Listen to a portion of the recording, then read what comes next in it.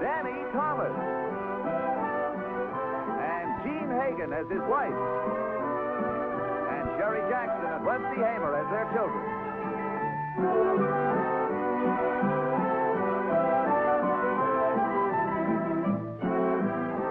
Make room for Daddy.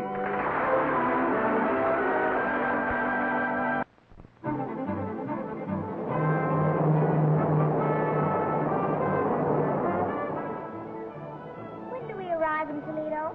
9:45 in the morning. See what a wonderful feeling it is to be invited back to your own hometown to make a speech. I want to show you something.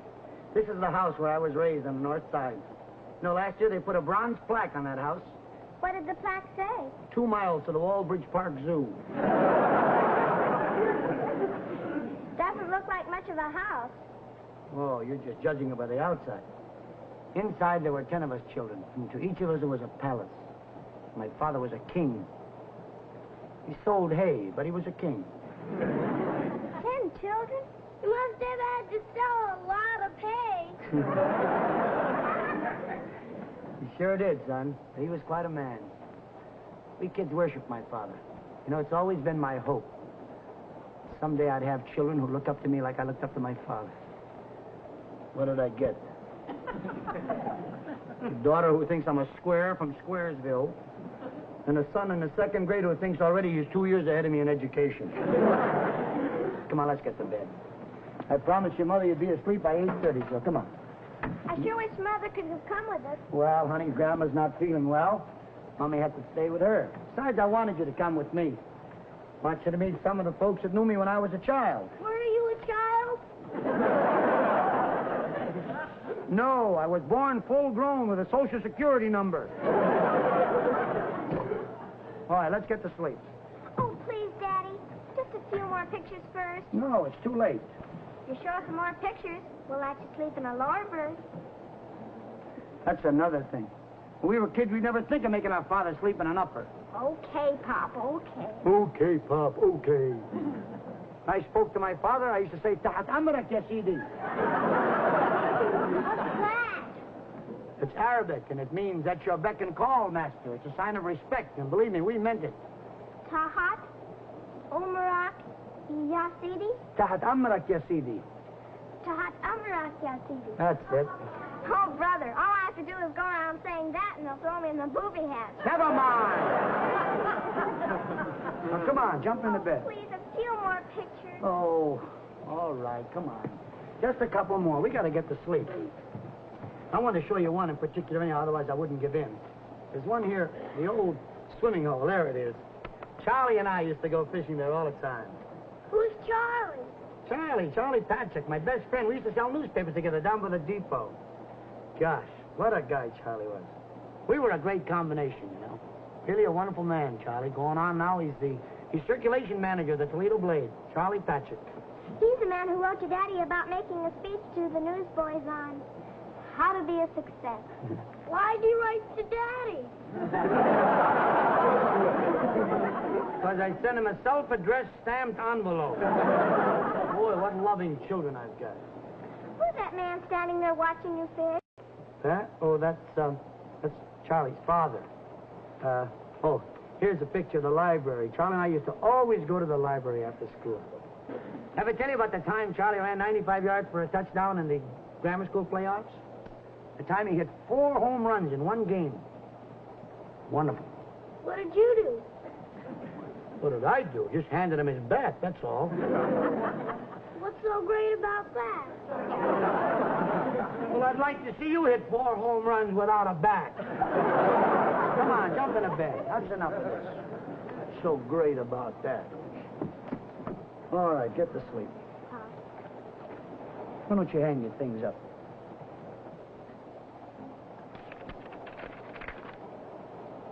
Mr. Daniel Williams. My dear Mr. Williams, will you kindly stop by this afternoon to discuss a report from Miss Rogers, your son's teacher, that on a number of occasions he has thrown spitballs at her. I believe such conduct on the part of a child must have its roots in the home. Sincerely, Owen D. Carmichael, Principal. Rusty. Trust me. Come on, don't play possum with me. I know you're faking. You get up here. Gee, it always works when you do it to Mommy. Why didn't you give me this letter when we were home? I thought it would be safer to give it to you in Toledo. I'm disappointed in you. I had great plans for you. I wanted you to go on to high school and to college and graduate with honors. You keep this up, the only degree you're going to get is a BS, Bachelor of Spitballs. Now, why did you do it? Tubby dared me, and I didn't want to be a sissy.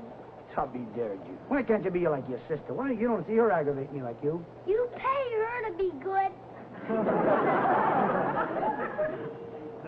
You gave her $2 spending money before we left.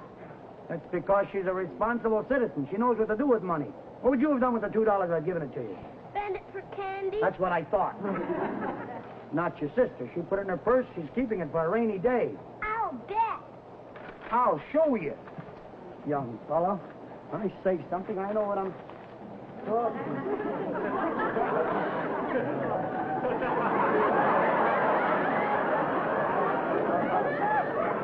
Harry!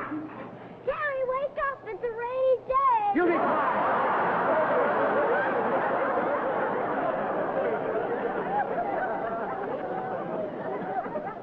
Terry, I just don't know what to say about this. Don't say anything, Spanker. I don't know. My father knew how to raise children. 10 of us, we never gave him this kind of trouble. I got 2, I can't control them. My father wouldn't even have noticed 2 children. Boy, oh boy. Daddy, will you please sing us to sleep? Oh, be quiet. Please? What? Sing us to sleep. What a politician you are. Been years since you asked me to sing you to sleep. We wouldn't ask you now if we had our portable radio.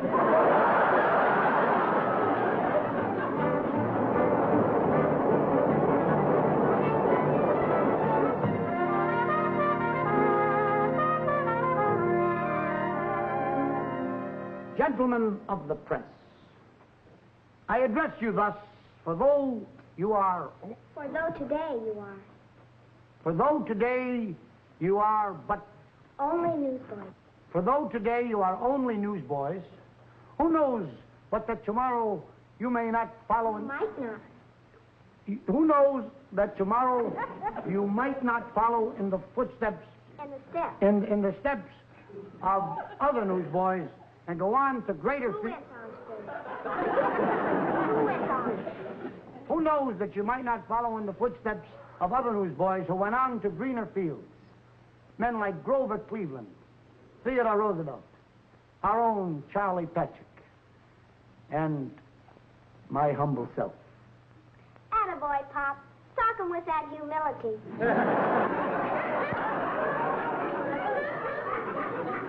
Never mind. Pay attention to the speech. I leave you with 3 rules to follow. First, honor your father and your mother. Second, choose good companions. And third, through diligence and hard work in school, acquire that knowledge without which success is impossible. When do we eat? Will you give me a chance to learn the speech?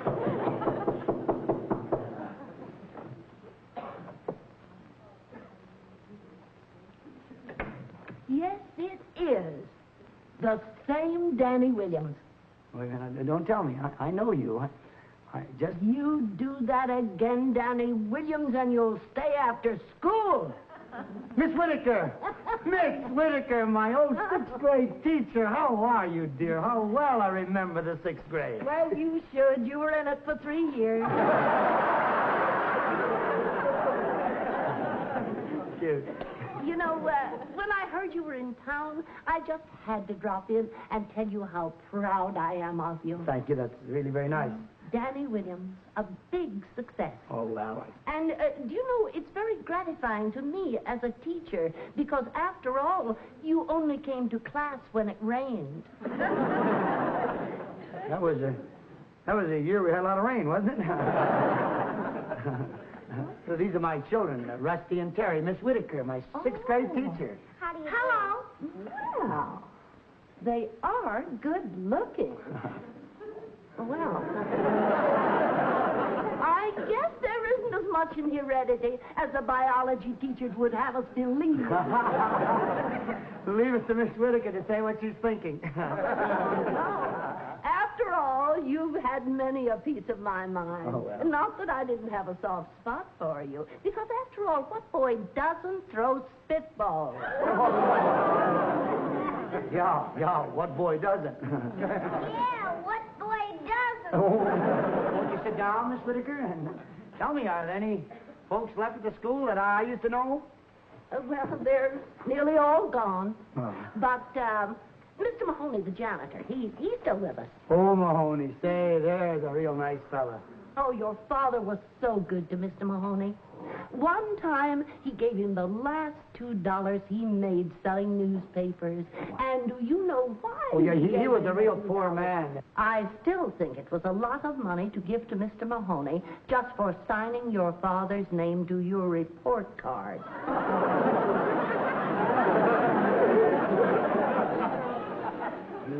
You knew it all the time? Oh, yes.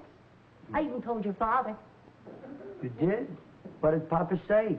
He said, why didn't you come to me? I could have used the $2. And I'll never forget the time I caught you and three other Miss boys. Whitaker, Miss Whitaker, I have to get ready. I must make a speech. You'll forgive me. I don't mean to rush you, but, you know. Oh, yes, I have to go, but it's been nice to reminisce. Well, goodbye. Goodbye. And thank you very much. Such lovely children. You must have a beautiful wife. Now, what you just heard, you know, you mustn't pay any attention to it. Danny! Don't you remember me? Mr. Pennycheck, my fourth grade teacher. Hey, wait. Now you know me. Oh, yeah, Sammy Lewis, the bookkeeper. Here, I'll give you a hint. 8 ball in the side pocket. Charlie Patrick. Hey, how This is Charlie Patrick, my very dear friend I was telling you about. Pleased to meet you. Any child of Danny's is a child of mine.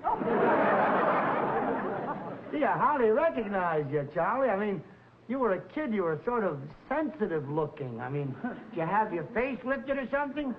Lifted, dropped, stepped out, pushed in, everything. Sit down. Boy, it's good to see you. Did you really hit 4 home runs in one game? Sure. How did you ever do it? Oh, clean living, lots of practice. And my brother pitching for the other team. Good old Charlie, always making with the jokes. What a sense of humor. What sense of humor? You remember my brother Herman? Yeah. Gee, I'll never forget that football game.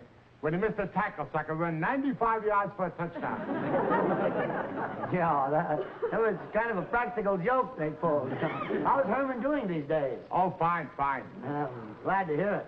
He's getting out any day now.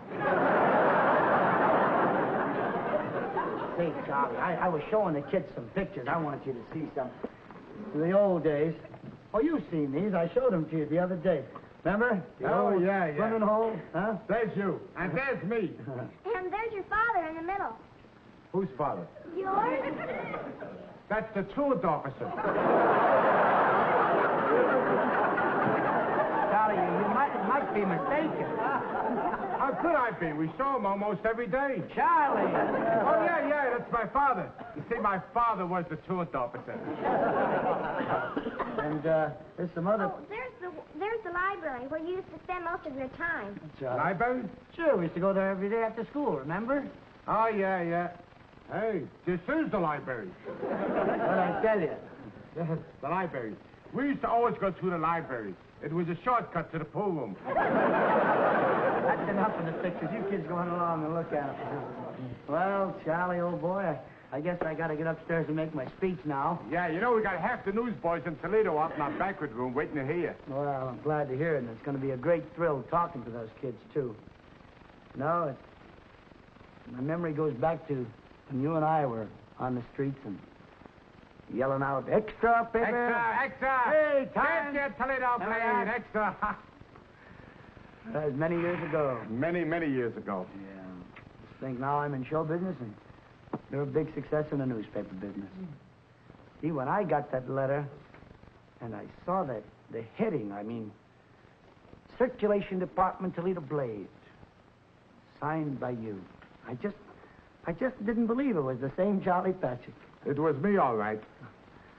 That's really something. You know, you never were a bright kid in school, yet somehow I knew you always had the drive to make good. Me make good? Well, Charlie, if you think being circulation manager of the Toledo... Danny, you don't think I'm the circulation manager. But on the letterhead, it said Office of the Circulation Manager. You are with the Circulation Department, aren't you? Oh, sure, sure. But I ain't the manager. Oh, well, assistant manager. Assistant to the assistant manager? What do you do on the paper? X-ray, X-ray, get your Toledo plane. X-ray, X-ray, get your Toledo plane. You mean you're still selling papers? I got a new corner now, Danny. But the letter. Oh, the letter. I asked the boys to let me write to you. We were pals so long, you see. I said, Danny ain't the type of a guy that would forget. And you didn't. You come right up here. I'm kind of proud of you, kid. Proud that you didn't forget your old pal. Well, I guess it's time for you to make your big speech. I better get back to the table before some bummer swipe my fruit salad. See you later, then. Wait a minute, Charlie. How about sitting up at the head table with me? Why, you get better food up there? No, Charlie, it makes me kind of proud that you didn't forget your old pal.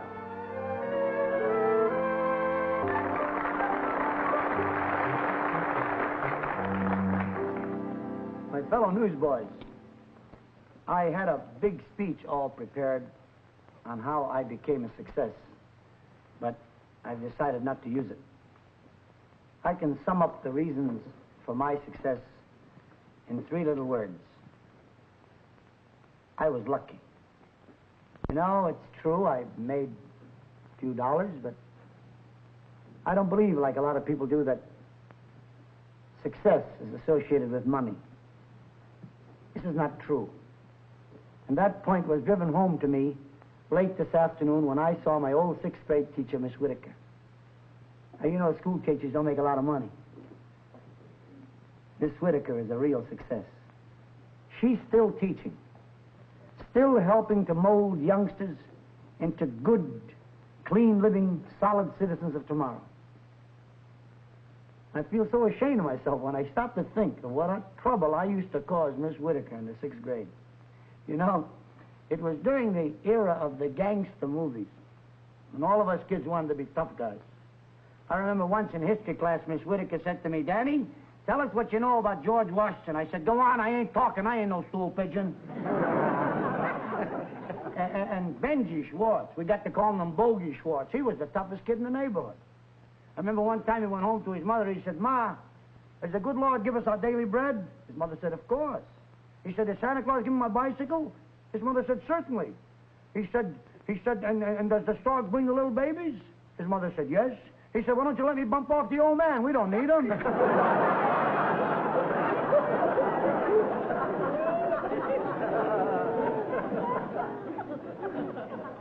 My mother was a big success. Yet she had no money. She was rich in love and understanding. She was, in effect, a wealthy woman. She had 10 children. I remember when I was a little kid, we were very poor, but very poor. And Mom was always scrimping and saving. The first day I went to school, my mother made a pair of pants for me out of my father's old vest. I was the only kid in kindergarten with 11 buttons down the back. and a watch fob hanging from my knee. My father was a big success. Never made over $50 a week in his life. But my father was rich in the respect and obedience from his children. Oh, he was a stickler for obedience. Of course, they raised kids a little differently in my day. Today, we use psychology. Today, if we don't want the kid to stay out late, we say, don't forget, don't stay out too late, honey. Come in early, dear. We keep repeating it. We figure if the kid hears it many times, he'll obey. My father had the system for getting me in early. If I wasn't in by 9 o'clock, he'd rent out my room.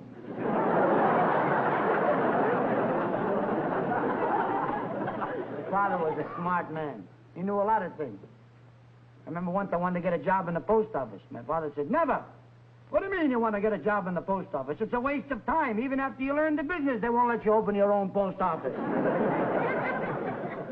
So I got a job selling papers for the Toledo Blade. Speaking of selling papers, there's a big success right here in this room. Charlie Patrick. Nobody could sell papers like Charlie Patrick. I mean, he always knew how to fix up the headlines. If there wasn't a great one, he'd make one. I remember once there was a headline that said, government urges workers to support bonds. Nice, patriotic headline, but it doesn't sell papers. Charlie fixed it real good. He was yelling, government urges workers to support blondes. Sold a lot of papers. Also a few bottles of peroxide. You know, fellas, education is very important. You kids are in school. Don't think about the day when you can quit and get out. Go on to college. Beyond college. Learn, cram, learn as much as you can. And if you want it bad enough, you can get it. Education is a wonderful thing. I have an uncle, my Uncle Fred. Started right here in this town as a garbage collector. Went to night school for 6 years and finally got a college diploma. And today, he is the only garbage collector in Toledo with a college education.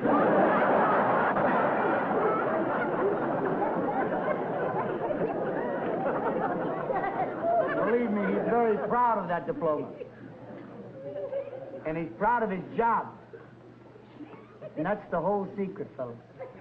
It's not what you do to make an honest living that counts. It's how well you do it. There was a poem written by a fellow named Douglas Mallock that paints a very beautiful picture on this subject matter of doing your job well.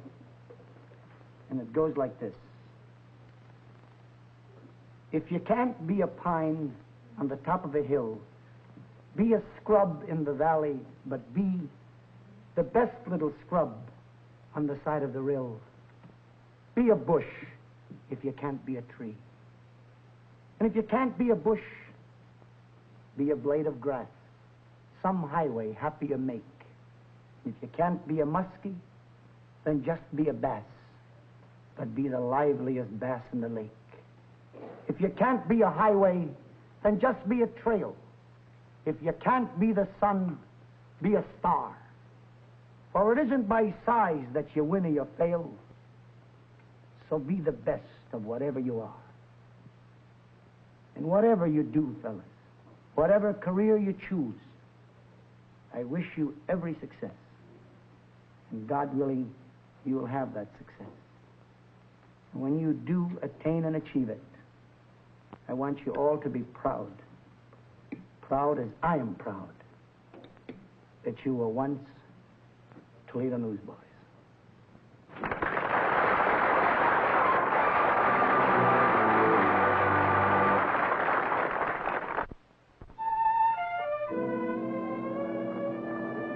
Come on, let's go. Would you please, when you get on a train, take your things off and go right to bed? Ta-ha, Amarati, TV. At your beck and call, Master.